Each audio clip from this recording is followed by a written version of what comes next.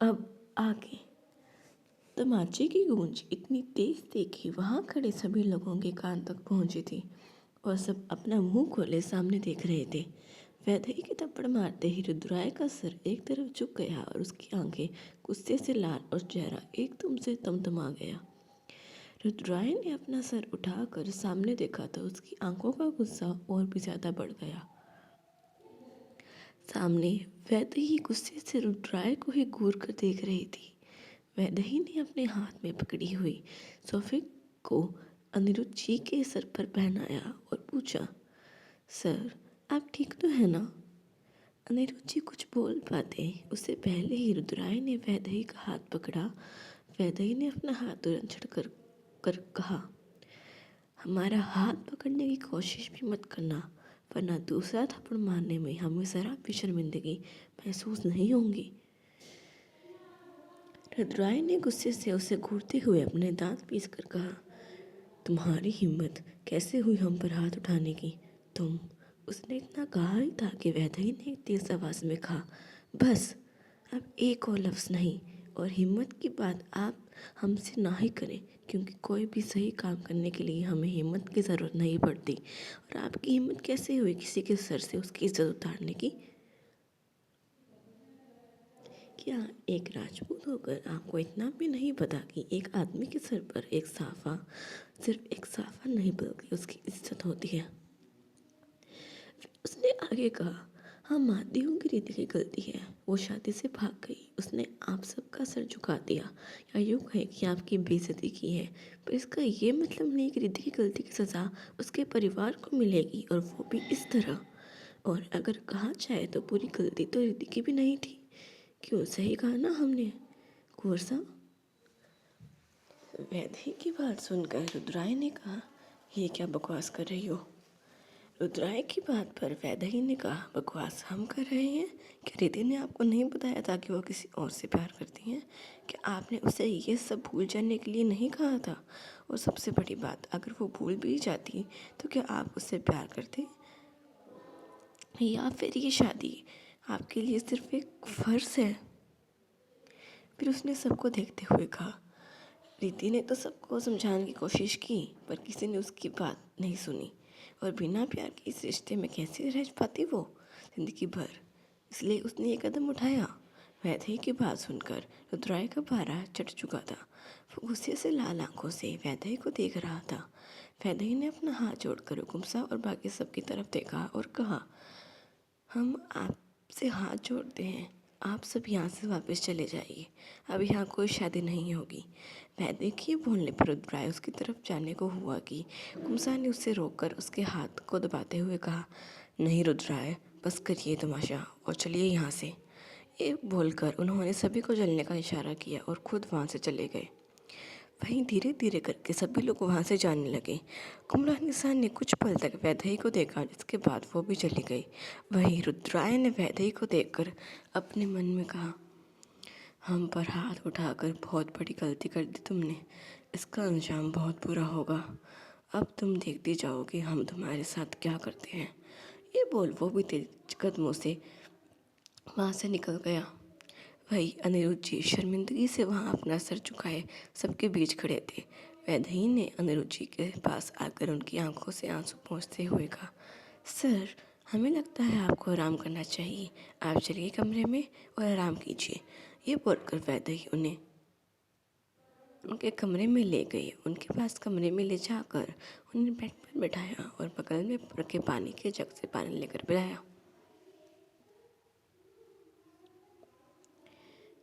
अनिरुद्ध जी अभी वैसे ही बैठे थे। वैदेही उन्हें कुछ बोलने को हुई कि अनिरुद्ध जी ने उससे कहा, हमें कुछ देर के लिए अकेला छोड़ दीजिए वैदेही, हम कुछ वक्त अकेला रहना चाहते हैं। अनिरुद्ध जी के बोलने पर वैदेही ने कुछ सोचा और उनके कमरे से बाहर निकल गई। शाम का वक्त।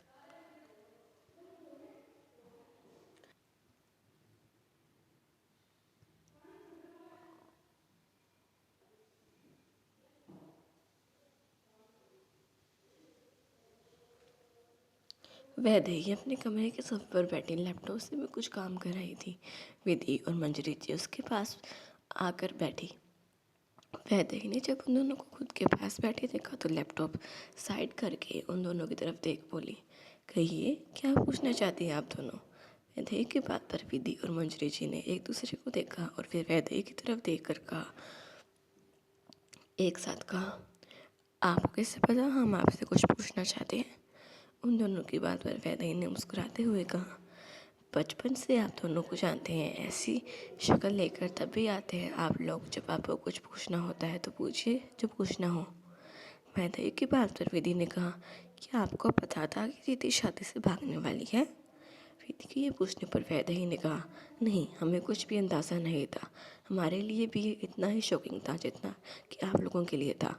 उसके इतना बोलने पर मंजरी जी ने कहा, तो फिर आपने जो उस वक्त कहा वो सब क्या था।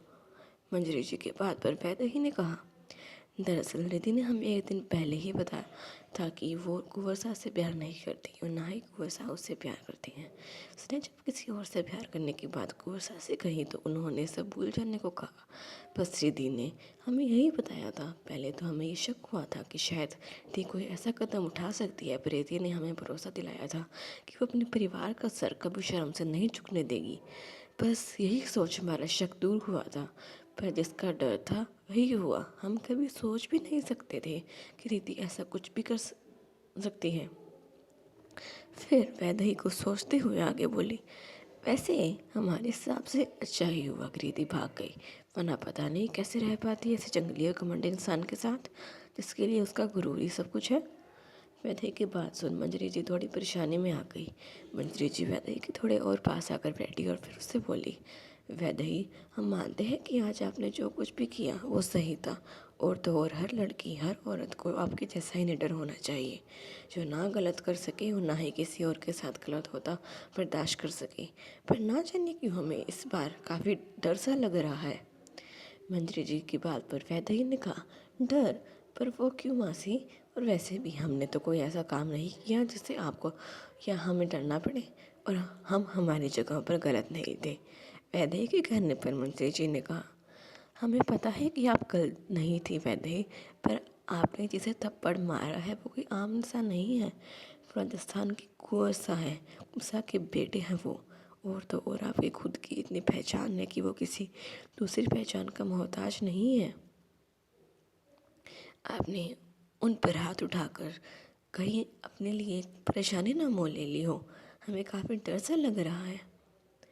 मंजरी जी की बात पर वैदेही उन्हें शांत करते हुए बोली, मासी, पहले तो आप शांत हो जाइए और हमारी बात सुनिए।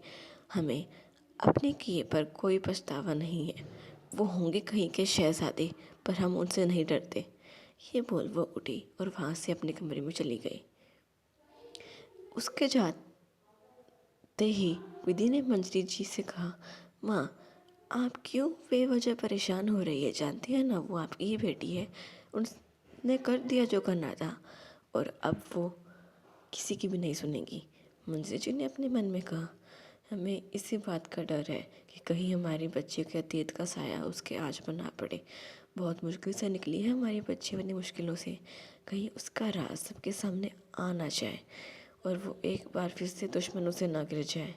यही सब सोचते हुए मंजरी जी काफ़ी घबरा रही थी।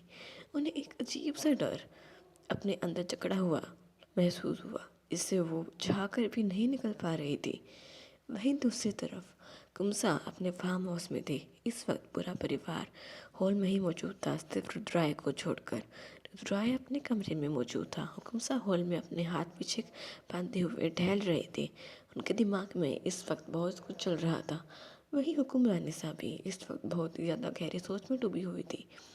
अपर्णा जी ने जब अवंतिका जी को ऐसे सोच में डूबे हुए देखा तो उनके कंधे पर हाथ रखकर बोली, जी क्या सोच रही हैं आप। अवंतिका जी अपने सोच से बाहर आई और अपर्णा जी को देख बोली, कुछ नहीं अपर्णा, आज जो कुछ भी हुआ वो नहीं होना चाहिए था। भले ही हमने शादी के बारे में किसी को नहीं पता चलने दिया, पर फिर भी आज काफ़ी कुछ हो गया।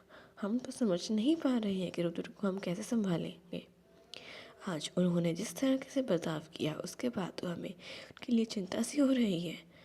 उन्होंने इतना कहा ही था कि तभी ऊपर की सीढ़ियों से राय चलते चलते उतर कर नीचे आया और सीधी बाहर की तरफ चल गया।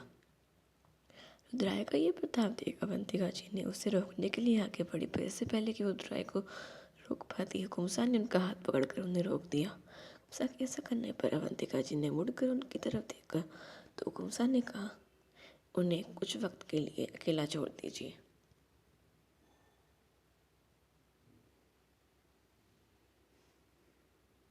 इस पर अवंतिका जी ने कहा, पर वो इतना ही कह पाई थी कि कुमसा ने कहा, हमने कहा ना उन्हें अकेला छोड़ दीजिए, इस वक्त उन्हें किसी की ज़रूरत नहीं है, कुछ वक्त अकेले रहेंगे तो उन्हें ठीक लगेगा।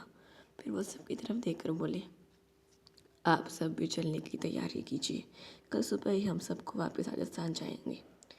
ये बोल वो वहाँ से अपने कमरे में चले गए। उनकी बात पर सभी ने अपनी सहमति जताई और सभी अपने कमरे में चले गए सिवाय आदित्य और अवंतिका जी के। अवंतिका जी परेशानी से दरवाजे की तरफ देख रही थी। उन्हें रुद्राय के लिए काफ़ी डर सा लग रहा था। तभी आदित्य उनके पास उनके हाथों में हाथ रख बोला, माँ आप क्यों इतना परेशान हो रही है? भाई अपना ख्याल रख लेंगे, आप जानते हैं ना इन सब चीज़ों में उन्हें ज़्यादा फर्क नहीं पड़ता है। हाँ आजो कुछ भी हुआ उससे वो गुस्से में है, पर गुस्सा शांत होते ही वापस भी आ जाएंगे, आप फिक्र मत कीजिए। आदित्य की बात पर अवंतिका जी ने अपने मन में कहा, इस बात का तो डर है हमें कि कभी वो गुस्से में है और गुस्से में वो क्या कर जाते हैं इस बात की उन्हें खुद भी कोई खबर नहीं होती। कहीं गुस्से में कुछ उल्टा सीधा ना कर बैठे। उन्हें सोचते देख आदित्य एक बार फिर से बोला, क्या सोच रही हैं आप? इस पर अवंतिका जी ने अपना सर नाम में हिलाकर कहा, कुछ भी नहीं, आप जाकर आराम कीजिए, कल सुबह निकलना भी है, हम भी चलते हैं। ये बोल अवंतिका जी अपने कमरे में चली गई। उनके जाते ही आदित्य ने किसी को कॉल किया और कहा, नज़र रखना उन पर। ये बोल उसने कॉल रखा और खुद से बोला, जानते हैं आपको भाई की फिक्र है और सच कहें तो हमें भी यही बात का सता रही है, इसलिए हमें ये सब करना पड़ रहा है। ये बोल वो गहरी सांस लेकर अपने कमरे में चला गया। आज के लिए इतना ही। अगले चैप्टर में हम देखेंगे क्या अवंतिका जी का डर सच साबित होगा, क्या रुद्राय अपने गुस्से में आग में कर बैठेगा कुछ गलत। जानने के लिए पढ़ते रहिए विवाह एक प्रेम प्रतिज्ञा। हर हर महादेव।